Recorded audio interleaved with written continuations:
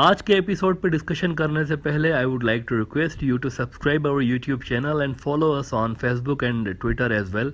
इसके अलावा अगर आप हमें सपोर्ट करना चाहते हैं तो that you can do through a Patreon also. Facebook, Twitter और पेट्रियन की जो लिंक्स हैं वो इस वीडियो की डिस्क्रिप्शन में आपको मिल जाएंगी। इसके अलावा इस चैनल के अबाउट सेक्शन में भी आपको इन तीनों वेबसाइट्स की लिंक्स मिल जाएंगी।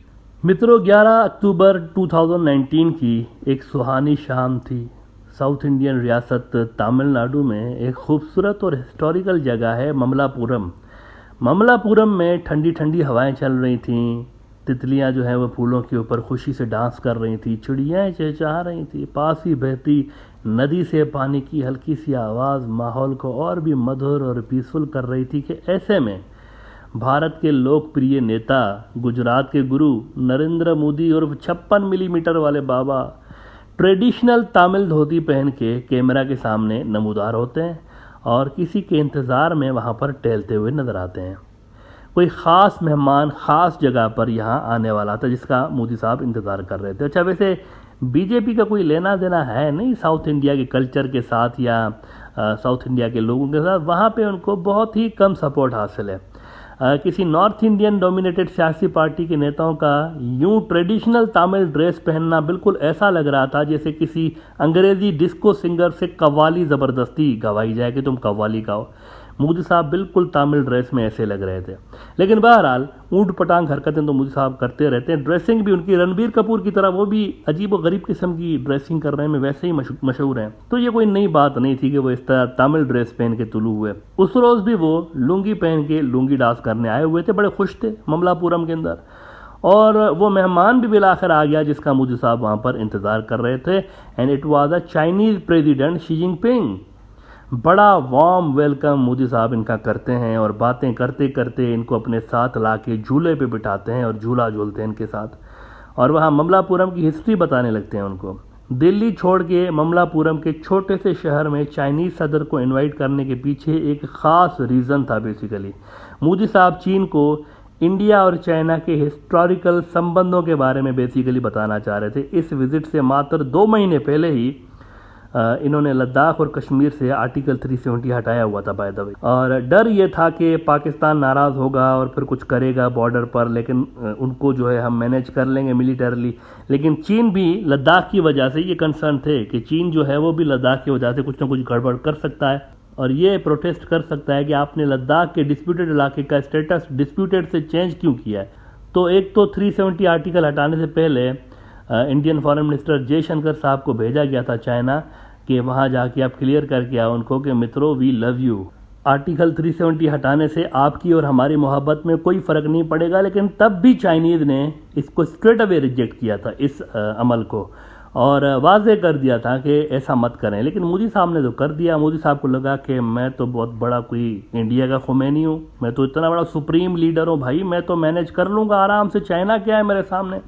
तो इसके 2 महीने बाद अगर आप देखें कि अगस्त में उन्होंने ये हरकत की 2019 में और अक्टूबर में शी जिनपिंग जो थे वो इंडिया आ गए। तो इस विज़िट को बड़ा इम्पोर्टेंट विज़िट करार दिया जा रहा था इंडिया के अंदर कि ये तो मोदी साहब का मास्टर स्ट्रोक है। इस तरह से देखा जा रहा था कि मोदी साहब ने जो है वो चाइना को, अगर चाइना नाराज़ होता तो नहीं आता, लेकिन मोदी साहब ने यानी लद्दाख भी ले लिया, कश्मीर भी ले लिया और चाइना नाराज़ भी नहीं हुआ। और मोदी साहब को जो है वो मॉडर्न डे चाणक्य भी इंडियन मीडिया कहने लगा।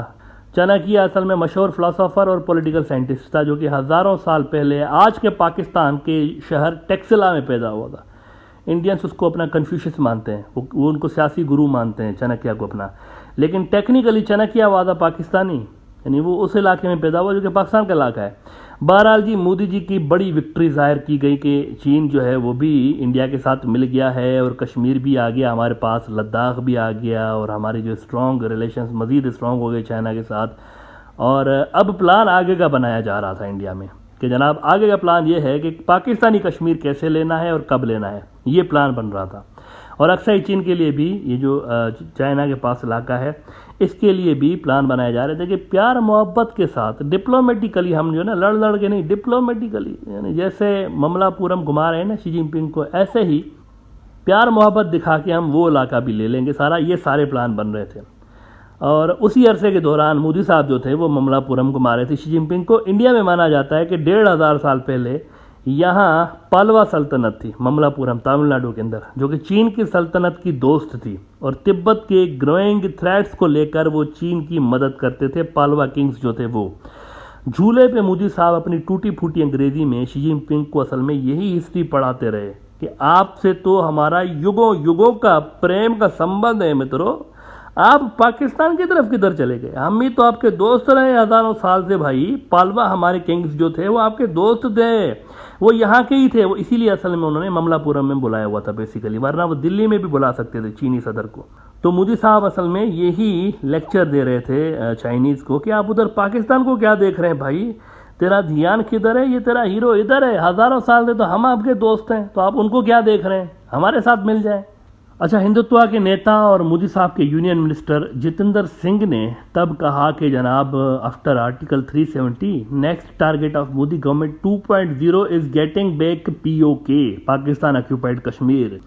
शिवसेना के हिंदुत्व के गुंडों ने कहा कि नेक्स्ट इज बलूचिस्तान पाकिस्तानी कश्मीर।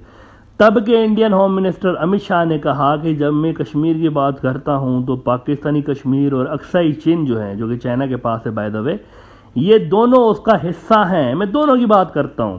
अलबत्ता मोदी साहब झूले पे बैठ के 11 अक्टूबर 2019 को इस सारे झमेले के दौरान शी जिनपिंग को ममलापुरम का ज्ञान दे रहे थे, हिस्ट्री बता रहे थे। लेकिन इस विजिट के 2.5 महीने बाद ही 1 जनवरी 2020 को शी जिनपिंग ने लद्दाख के अंदर फौजें घुसा के कार्रवाई करने का अपना जो ऑक्यूपाइड इलाका वापस लेने का जो अपना ऑर्डर था ना, वो साइन कर दिया। उन्होंने हमला करने का ऑर्डर साइन कर दिया इस विजिट के सिर्फ 2-2.5 महीने बाद।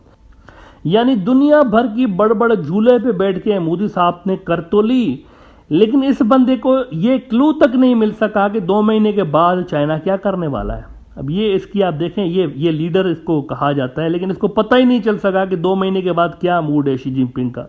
और ये लेवल है वैसे भक्तों की चाणक्य की लीडरशिप का। आप देखें, घंटों बातें करने के बाद भी माइंड को रीड ही नहीं कर पाए कि शी जिनपिंग जो है उसका माइंड किस तरह का है। अच्छा, इस वाक्य को 2-3 साल हो गए, लेकिन तब से लेके आज तक इंडिया के लिए ना ख़त्म होने वाला मसाइल का सिलसिला शुरू हो चुका है। हर साल इंडिया बड़ा इलाका गंवाता जा रहा है और अपनी रीजनल इन्फ्लुएंस तेज़ी के साथ इस वाक़े के बाद गंवा चुका है। इस बार ये हुआ है पिछले चंद दिनों के अंदर कि डोकलाम के अंदर, सिक्किम की रियासत जो है ना इंडिया की, इसके पास है डोकलाम के अंदर मज़ीद चाइनीज़ घुस के आ गए हैं सिक्किम की रियासत के बिल्कुल ऊपर। और सिक्किम की जो रियासत है वो चिकन नेक के बिल्कुल ऊपर है, सिलीगुड़ी कॉरिडोर को, जिसको बंद करने से 7 सिस्टर स्टेट्स इंडिया से अलग हो जाएंगी। चाइना मुस्तकिल तौर पर यहाँ पे डोकलाम पे हर कुछ अरसे के बाद एडवांस करता है, आगे आ जाता है, करीब से करीब होते जा रहे हैं वो चिकन नेक के। And very smartly they are keeping these advances under the threshold level. कुछ ऐसे आगे बढ़ रहे हैं कि इंडिया की रेजिस्टेंस भी ना होने के बराबर है और चीन का भी मकसद जो है वो हासिल होता जा रहा है हर गुजरते दिन के साथ। द डिप्लोमेट ने खबर लगाई है कि China advances into Bhutan Doklam India watches. Has New Delhi accepted China's advancing occupation of the Doklam Plateau as a fait accompli? Fait accompli का मतलब होता है जब आपको पता हो कि एक चीज़ हो रही है लेकिन आप में ताकत ही ना हो विरुद्ध करने की, and you have no option but to accept whatever is happening. यानी आप रोक नहीं पा रहे उस चीज़ को, सिर्फ आपने एक्सेप्ट करना है, इसको कहते हैं fait accompli। तो अब ये हो रहा है कि डोकलाम पे चाइना स्लोली आगे आता जा रहा है। रिसेंटली भी पिछले चंद हफ्तों में वो मज़ीद आ गया है डोकलाम पे। और इंडिया में अब बल्कि ये न्यूज़ ही नहीं बनती क्योंकि they can not stop this. उनको पता है कि इसको स्टॉप कर ही नहीं सकते। चिकन नेक जो है वो टारगेट है चीन का। इस थिएटर पे वो काफ़ी करीब आ चुके हैं पहले ही। भूटान के साथ, वैसे कुछ लोग कह सकते हैं कि ये तो भूटान का इलाका है, तो भूटान के साथ इस रीजन के हवाले से चाइनीज़ के मामला सेटल हो चुके हैं कि ये स्ट्रेटेजिकली हमारे लिए इंपॉर्टेंट इलाका है क्योंकि ये चिकन नेक के पास है। तो भूटान इस पर ज़्यादा आपको कंसर्न शो करते हुए नज़र नहीं आएगा और भूटान जो है वो इस पर बात भी नहीं करेगा। चिकन नेक की बिरयानी किसी भी वक्त बन सकती है। Whenever Xi Jinping sign another military action order just like what he did on the 1st January 2020 after that Mallapuram's jhula meeting with Modi साहब। तो ये ग्राउंड पे सूरत हाल है। डोकलाम में मस्जिद जो चाइनीज़ है वो आगे आ चुके हैं और इंडिया को प्रिंसिपली इसको रोकना था, क्योंकि भूटान के साथ इन्होंने मिलिट्री पैक्ट साइन किए हुए हैं कि हम आपको प्रोटेक्ट करेंगे, तो वो तो धपड़दूस हो गए ना सारे के सारे। लेकिन अब मसला अपना जो चिकन नेक बचाने का इंडिया के लिए मसला पैदा हो गया। बिल्कुल वो कहते हैं ना, दरवाजे पे आके खड़े हो गए सिक्किम के दरवाजे पे, और सिक्किम के नीचे ये चिकन नेक है। लेकिन India can only watch this, India इसको रेजिस्ट नहीं कर सकता। और मोदी साहब हो सकता है कि इसको एक्सेप्ट करने से ही फिर जाएं, जैसे लास्ट टाइम वो मुकर गए थे कि कोई नहीं घुसा। हो सकता है इस बार अगर वो सिक्किम में घुस गए अंदर, तो भी मोदी साहब कहेंगे कोई नहीं घुसा, क्योंकि उनके नज़दीक उनकी 56 इंच वाली जो एक इमेज है वो इंडिया की जोग्राफियाई सरहदों से ज़्यादा इम्पॉर्टेंट है।